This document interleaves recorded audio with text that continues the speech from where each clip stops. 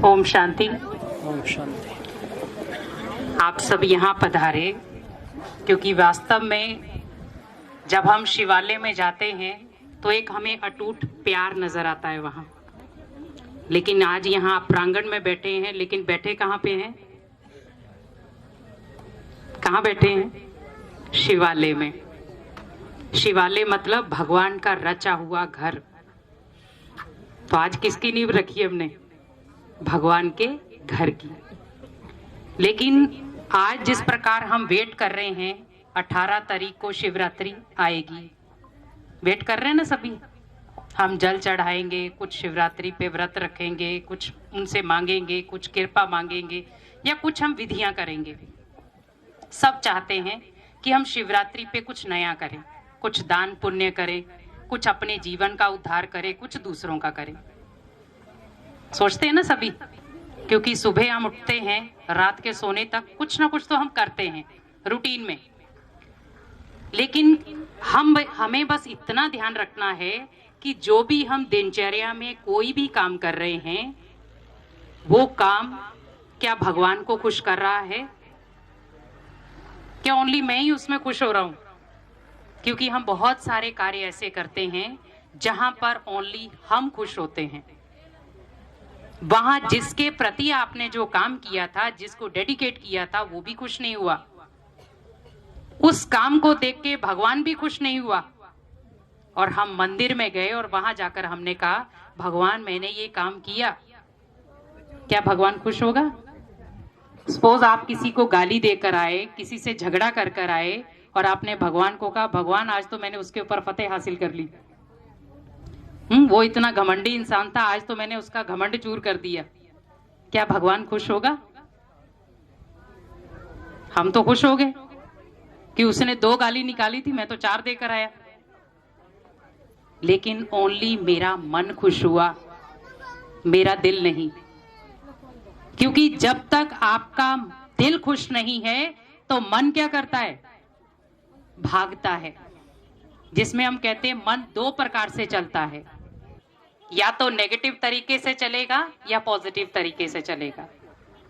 लेकिन सोचो, हम कुछ लेने के लिए आए हैं, कुछ लक्ष्य लेकर आए हैं, कुछ समय के लिए आए हैं, लेकिन उस समय को भी हम यूं ही वेस्ट करके चले जाएं तो वो भी दिन आएगा जब हम कहेंगे हम कहीं तो गए थे पर हमने वहां बातें नहीं सुनी।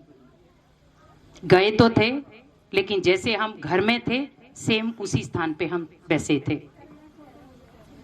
तो सोचिए कि हमारा मन जब हमें गवाही नहीं देता, जब हम बार बार अपने घर के अंदर एक ही संकल्प रखें, मेरे घर में बरकत नहीं, मेरे घर में बरकत नहीं, मेरे घर में दुख अशांति है, क्या होगा? आपके घर में सुख शांति आएगी?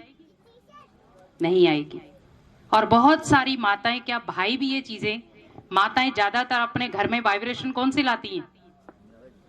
सारा दिन घर में कला क्लेश रहता है, सारा दिन घर में दुख अशांति रहता है, कोई ना कोई चिड़चिड़ापन रहता है, कोई ना कोई गाली गलौज, कोई ना कोई लड़ाई झगड़ा होता रहता है। निमंत्रण कौन दे रहा है? कौन दे रहा है? बाहर वाले, हम।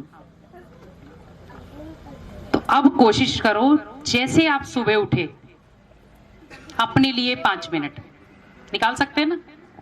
5 घंटे नहीं बोले, कितने बोले? 5 मिनट।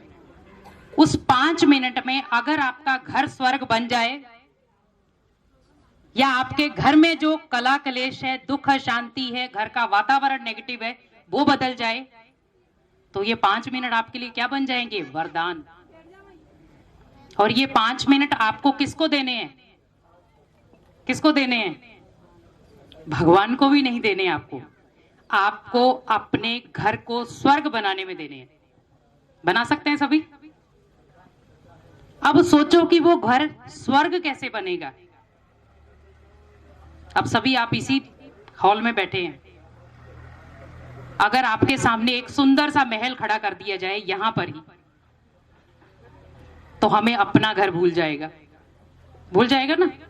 हम कहेंगे वो ईंट पत्थर का तो घर है, ये तो सोने का घर है।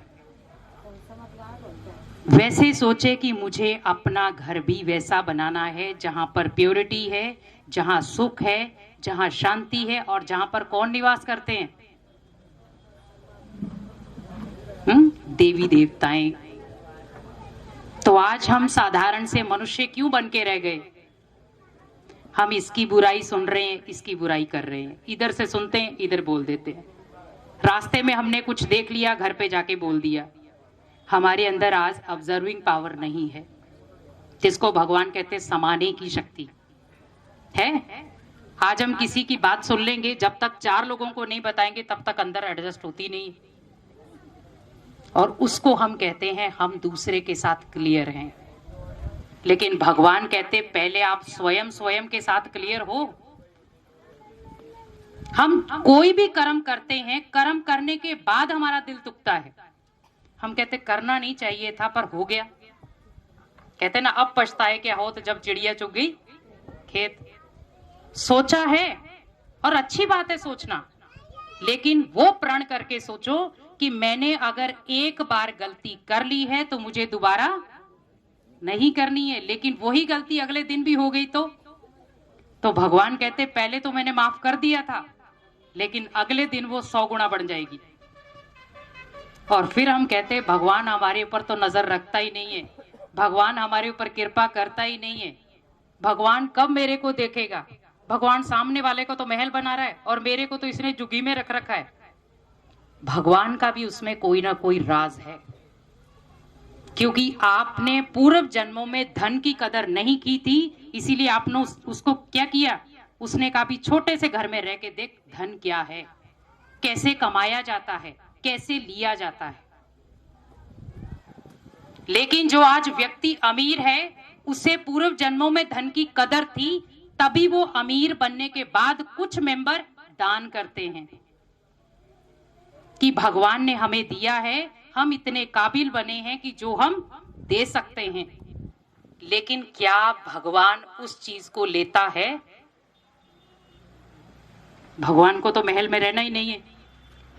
शिव जी को हम ज्योति बिंदु दिखाते हैं ना, उसको तो महल की जरूरत है ही नहीं। तो जरूरत किसको है? हमें।